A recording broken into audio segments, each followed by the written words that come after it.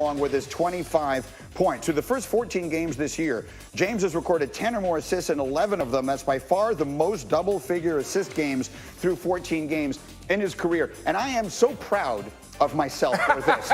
Because, Richard, I said, I mean, it's got to be 10 years ago on the old show that I said LeBron James was put on this earth to be the greatest point guard that ever lived. And I've never felt that they played him in exactly the right way. He is finally in a role that I think he is perfectly suited for. He's the best passer for his size that has ever lived. And one of the things is that we get so enamored with what James Harden is doing scoring. I think Bron knows, like, he's not going to score in that type of space. Like, he's not going to be scoring 30 points a night. But what he can do is still dominate in other areas. And so if he puts his focus towards passing, and look, James Harden is outscoring everyone in this league by 8 points, the nearest close person. Bron is literally leading the NBA by 20% more assists than the next closest person. And that's something that we should be able to marvel at. And that it really is, at this stage of his career, if you wonder what the next, because maybe when he was 26, if he wanted to try and score 35, 38 points a game, he could have. There's no reason for him to do that now. This is his natural position. Well, yeah, and now that he has, you know, Anthony Davis on his side, now that you have Kyle Kuzma, and now that you have guys around him, and he's always been a facilitator. This is not anything new.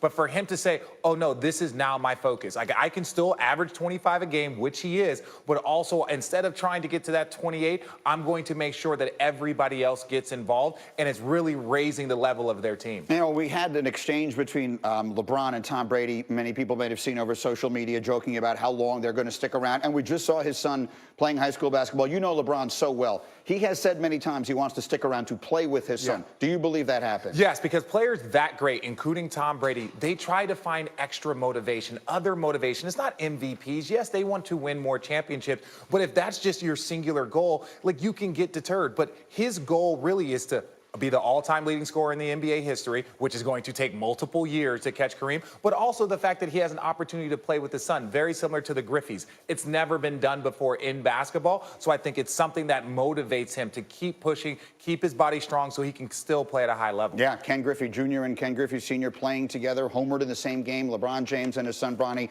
Could it happen? We'll see. One way or another, LeBron is finally playing the position, in my opinion, he was ideally suited for. Meanwhile, you guys have a doubleheader tonight on ESPN. You got DeMar DeRozan and the Spurs against Embiid and Simmons and crew with the Sixers at 8 Eastern, and then you'll see Harden and Russell Westbrook and the Rockets in a huge showdown game with Kawhi, PG, and the Clips. Our coverage starts with NBA Countdown tonight, 7 Eastern, starring Richard Jefferson here on ESPN. Meanwhile, coming up on Get Up here, the NFL has now said it has found no evidence that Mason Rudolph directed a racial slur at Myles Garrett moments before Garrett pulled off Rudolph's helmet and hit him in the head with it.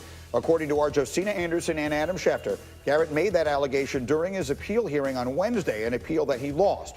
Through his attorney, Rudolph has denied the accusation. Here's what the lawyers said. This is a lie. This false allegation was never asserted by Garrett in the aftermath of the game. It was never suggested prior to the hearing and conspicuously absent in the apology published by the Browns and adopted by Garrett. Adam Schefter with more on how the league handled this.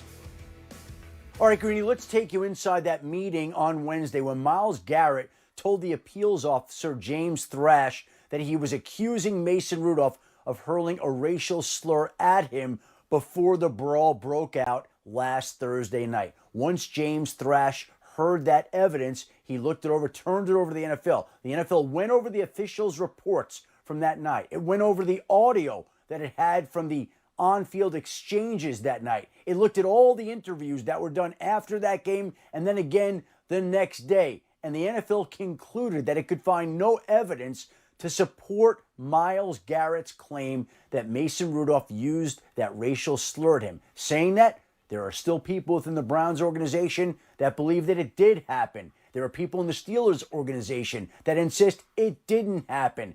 And now you are left to figure out what's right and what's wrong in a classic case of he said and he said.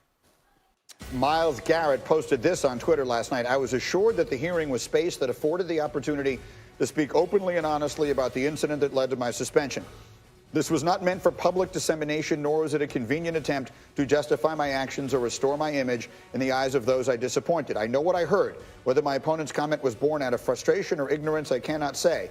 But his actions do not excuse my lack of restraint in the moment, and I truly regret the impact this has had on the league, the Browns, and our devoted fans. Here was some reaction yesterday from both locker rooms. For Mason, I know he's not going to talk about it because he's being villainized by it, but he said, I'm going to be labeled as that. And I just don't think that's right. I'm not going to go into every word he said, but he was pretty distraught to say, I did not say that. And, I think we knew that using that as an excuse is not right. Since I met Miles, he's a very straightforward, honest person. He is what he appears to be. So I just don't see Miles as someone who would lie or do anything like that. So the appeals process is now over. Here's where we stand on the punishments. Garrett's indefinite suspension was upheld, so he will have to apply for reinstatement during the offseason. Marquise Pouncey's suspension for punching and kicking Garrett was reduced from 3 games to 2 games. Browns defensive tackle Larry Ogunjobi, his 1-game suspension for shoving Rudolph in the back was also upheld. So a bad situation getting much, much worse yesterday. Let's everyone just sort of a thought on what we saw and heard there. Vilma, I'll hear you first. I mean, it's bigger than football. If Mason Rudolph did say a racial slur, then it's bigger than just the on-field and what happened. There was a time last week we were talking about criminal actions because it was bigger than football when he hit Mason Rudolph. Myles Garrett hit Mason Rudolph with the helmet. So if it were me and a racial slur was uttered towards me, I would have made sure that everybody knows what happened. I would have been very aggressive right away. If I'm Myles Garrett, I would have told everyone from the moment I had a camera, a mic on me, I would have said exactly what happened. I would have never deterred from that, and everybody would have known that the NFL needs to handle this much bigger issue than what happened on the field when we have racial slurs being issued or being said on the field. Mark, what did you take away from this? Yeah, I totally agree with what you're saying. Who knows if it happened or didn't. I'm still surprised that Mason Rudolph didn't get any kind of fine or suspension. No, action was taken against him, but he, exacerbated the situation. Once the helmet comes off, dude, back away. You don't have to prove anything anymore. You had a tough night, move on. And what do you think, Bob? As you look at this, you look at the 2 appeals officers, James Thrash, Derek Brooks, both of these guys looked into everything. Only one person's suspension was reduced, Marquise Pouncey, which would lead you to believe that they thought his actions were probably a little more justified and not as severe. They looked into this, they researched it. I'm sure if there was something said, or at least that they heard something said, they would have probably adjudicated this a little bit differently. Right. Look, to me, as I listened to all of that and followed it yesterday, there are only 2 possibilities here, and they're both terrible. One of them is Mason Rudolph said something terrible on a football field to another human being. The other possibility is that Myles Garrett is lying about that. I can't figure out a third option here. I guess it is not inconceivable that there was a misunderstanding in what was said and what was heard, but the likeliest outcome here is that one of those 2 guys is not telling the truth. Either way, it's terrible. And so that's why I began the conversation by saying an ugly incident got much, much worse yesterday. I don't know either that there is anywhere for it to go from here. No. Shefty, I think, said it right? There's one side of the story, there's the other side of the story, and I guess you choose whom you believe. There's really nothing else you can do. There really isn't anything you can do. What I would hope for next time, if a situation like this were to happen again, be very vocal about it. And the first thing I think of is the Me Too movement, right? It was held quiet for so long, and all of a sudden you had this big wave, and it needed to come out. It was healthy for America for it to come out. And I'm not saying this is at any level of the Me Too movement. I'm just saying that if it did happen, it needs to be brought to light so it can be addressed. To be clear, there's no place for that. You're saying that if there was a racial slur on the field, I guess it makes me want to ask, did you ever hear that? And how many years did you play in the NFL? 10 years. Did you ever hear anything like that? Not one time. On the playing I field? never heard that either. Not even in practice. Because if something like that is said, there's a very fine line. That you want to talk about, a tinderbox and an explosive environment. I mean, that is a fight waiting to happen. Yeah. And so, if Myles Garrett, not that it would have justified it, and I think he said that in his statement, but you come out right away and say, I acted inappropriately, but this is what got me to that point. Exactly. All right, we'll see if any further information comes. Of course, we will. In the meantime, let's go back on the field if we can, because we have a great